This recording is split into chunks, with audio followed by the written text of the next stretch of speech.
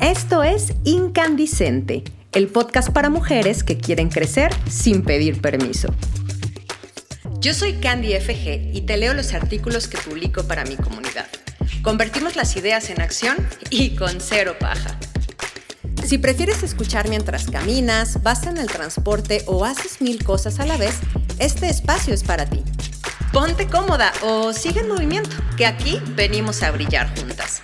Sube el volumen y baja la culpa. Empieza Incandescente. Cada año, en algún punto entre agosto y septiembre, te llega el correo de recuerda agendar tu autoevaluación. Y cada año nos pasa lo mismo.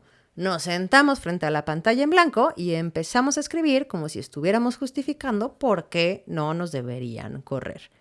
Listamos tareas, minimizamos logros, usamos frases como ayudé con o participé en, cuando lo que realmente hicimos fue liderar el proyecto que salvó el trimestre. Y luego entramos a la conversación con nuestra jefa esperando que ella mágicamente se dé cuenta de todo lo que hicimos sin que tengamos que decirlo en voz alta. Y la neta, ya la sabemos. Nadie se va a dar cuenta solo. Y la evaluación de desempeño, si la seguimos tratando como un examen que hay que sobrevivir, nos va a seguir costando ascensos, aumentos y la dirección que queremos darle a nuestra carrera. Así que vamos a cambiar el marco completo. La evaluación de desempeño no es un examen, es una negociación de carrera con fecha fija en el calendario. Y como toda negociación, se prepara, no se improvisa. Si tú ya armaste tu sistema CBD, carpeta bitácora dossier, justo cuando hablamos de cómo documentar tus logros sin que te dé pena, y si ya estás practicando cómo hacer visible tu trabajo sin sentir que estás presumiendo, este es el bloque donde todo eso se pone a trabajar para ti. La evaluación de desempeño es literalmente el momento en el calendario para el que llevas meses preparándote sin saberlo. Ahora, si acabas de llegar y todavía no conoces estos artículos o estos podcasts, pues te recomiendo leerlos primero o escucharlos. Búscalos en www.candyfg.com porque son la base del sistema que vamos a aplicar aquí. Entonces, ¿por qué esto nos cuesta más a nosotras? Las evaluaciones de desempeño no son tan objetivas como nos gustaría creer. Un análisis de 23,000 evaluaciones y 450 trabajadoras y trabajadores encontró que el 56% de las mujeres encuestadas reportaron haber sido descritas como poco agradables y el 78% fueron calificadas como emocionales, comparado con apenas 16 y 11% de los hombres respectivamente. Y el mismo análisis encontró que las mujeres tienen 22% más probabilidades de recibir retroalimentación basada en su personalidad en lugar de en resultados concretos. Y hay un patrón de lenguaje documentado.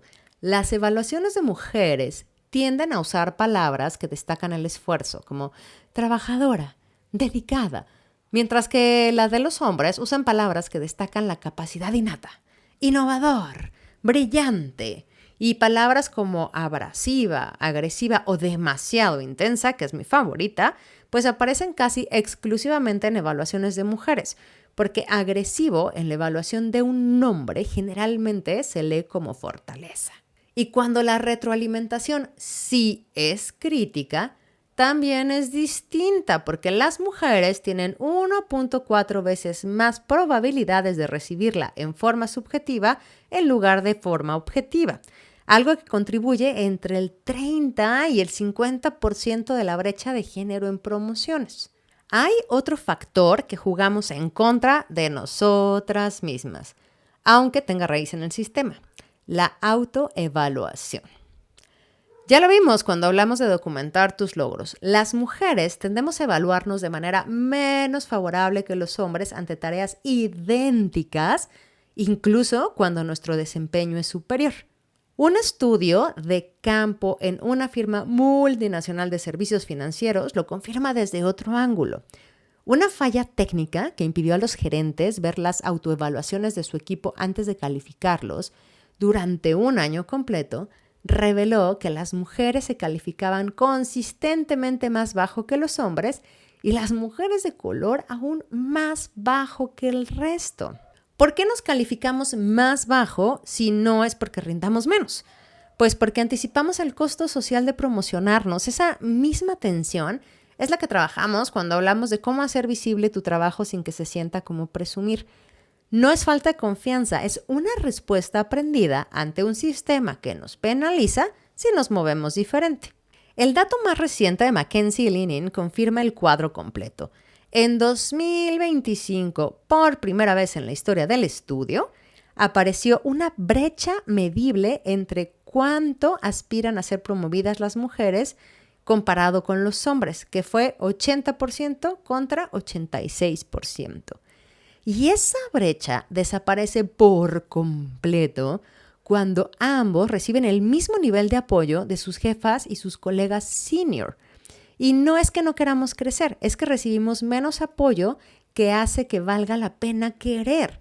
Solo el 31% de las mujeres que están entrando, o sea, en niveles de entrada, tiene un sponsor dentro de su organización, comparado con el 45% de los hombres en la misma posición.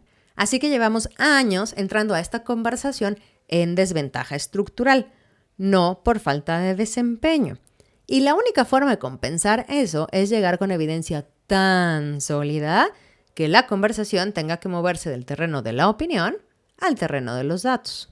Si has seguido el arco de carrera con nosotras, ya conoces el sistema CBD, con descripción completa y plantilla en el artículo de Documentar Logros que puedes encontrar en www.candyfg.com. Aquí va el resumen para las que son nuevas. La carpeta es tu archivo de evidencias viva. Captura de dashboards, correos de agradecimiento, documentos que lideraste, métricas antes y después, y hay una regla simple. Si alguien te dijo gracias por X o algo mejoró porque metiste mano, eso va a la carpeta.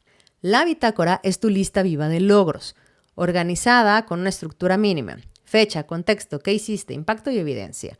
No confíes en tu memoria. El estrés y el ritmo de trabajo hacen que lo que resolviste en marzo parezca lejano en agosto. El dossier es el documento de una página que resume tus 3 a 5 logros top del trimestre con impactos medibles, un mini antes-después y 1 o 2 testimonios concretos. Ese es el documento que llevas a la evaluación. No tienes que improvisar logros en la pantalla en blanco la noche anterior. Abres tu bitácora, eliges tus mejores entradas y las traduces con la fórmula que ya conoces. Verbo de acción, qué hiciste, para qué lo hiciste, resultado y evidencia. Entonces, ayudé a mejorar el proceso de onboarding del equipo, se convierte en algo como: diseñé un nuevo flujo de onboarding con checkpoints semanales para reducir la fricción de los primeros meses. Logramos bajar el tiempo de incorporación de 6 semanas a 3 semanas y la satisfacción reportada en encuestas internas subió del 60 al 92%. Y pones como evidencia los dashboards de RH o la encuesta de Q2. Esa es la diferencia entre una tarea y un logro. Y es la diferencia entre cumple expectativas y super expectativas en tu evaluación. Aquí te va una nota sobre el lenguaje porque es importante. Evita los verbos que minimizan, como ayudé, participé, colaboré. Cuando fuiste tú quien lideró algo, no los uses. Usa verbos que lo digan. Diseñé, implementé, lideré, negocié, resolví, estructuré. Y recuerda que en evaluaciones donde no se pide evidencia concreta, el sesgo entra por la puerta grande. Así que tu banco de testimonios escrito cierra esa puerta. Ahora, ¿cómo hacer visible tu trabajo frente a quien decide tu calificación? No es lo mismo tener el dossier guardado que saberlo presentar. La fórmula que trabajamos en este artículo sigue siendo la misma. Pasar de yo a impacto. ¿Qué problema resolviste? ¿Qué cambió gracias a eso? Y si te preocupa nombrar tu contribución sin borrar al equipo, el resultado fue del equipo. Mi contribución específica fue liderar, estructurar, negociar, diseñar, por ejemplo. Y eso permitió resultado concreto. Mezclar agencia con comunalidad reduce la penalización social que solemos anticipar cuando hablamos de nuestros propios logros. No estás presumiendo, estás reportando. Y otro punto clave, si llevas semanas haciendo tus updates de 3 líneas en reuniones o mandando correos mensuales de avance, La evaluación no va a ser la primera vez que tu jefa escucha hablar de tus resultados. Ese rastro de visibilidad sostenida hace que los logros del dossier suenen a confirmación, no a sorpresa. Ahora es importante preparar la conversación, no solo el documento. En el repaso del año, elige tus 3 o 4 joyitas y cuéntalas como historia corta. Problema que hiciste, resultado. Abre con algo como: quiero compartirles los 3 momentos de este año donde siento que generé más impacto para el equipo. La conversación sobre desarrollo, pues llega con una idea clara de qué quieres para el próximo año y pídelo. Di algo así como: antes de cerrar, quiero hablar de hacia dónde quiero llevar esto el próximo año. Me gustaría tomar más responsabilidad en, y ya no dices un área específica, por ejemplo, y me interesa que eso se refleje en, ya tú decides si es un título, en una compensación, en un proyecto, y preguntas, ¿no? ¿Qué necesitarías ver de mi parte para que esto sea posible? No estás pidiendo permiso, estás pidiendo el mapa. Y lo que sigue, cierra con un acuerdo concreto y envía un correo de seguimiento ese mismo día resumiendo lo acordado. Ese correo entra directo a tu carpeta de evidencias para el siguiente ciclo. Cuando la evaluación es injusta o es sesgada, pues no estás imaginando el patrón. Es un patrón documentado donde ciertos grupos debemos probar nuestra competencia repetidamente, mientras a otros se les asume automáticamente. Si recibes una retroalimentación vaga, puedes decir algo como: ¿puedes darme un ejemplo concreto de una situación donde viste esto? Me ayudaría mucho a tener algo específico. Si el feedback se enfoca en estilo en lugar de resultados, puedes decir algo como: me gustaría conectar esa observación con impacto concreto. ¿Hay algún resultado específico que hayas visto afectado? Eso me ayudaría a entender mejor la prioridad. Y si el desacuerdo es más profundo, pues puedes decir cosas como: quiero tomarme un par de días para procesar esto, podemos agendar una conversación de seguimiento la próxima semana. Que la conversación sea difícil no significa que la hayas perdido, significa que todavía hay espacio para negociar. Y acuérdate, el dossier no termina cuando termina la evaluación. La evaluación de desempeño no es el final del proceso, es un checkpoint. En cuanto termine tu conversación, anota lo que se acordó. Envía el correo de seguimiento y al día siguiente vuelve a tu bitácora y empieza a llenarla para el próximo ciclo.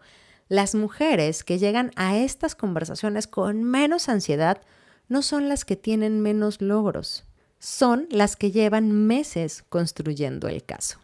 Cuestiónalo todo, incluso la idea de que tu trabajo debería hablar por sí solo, no lo hace.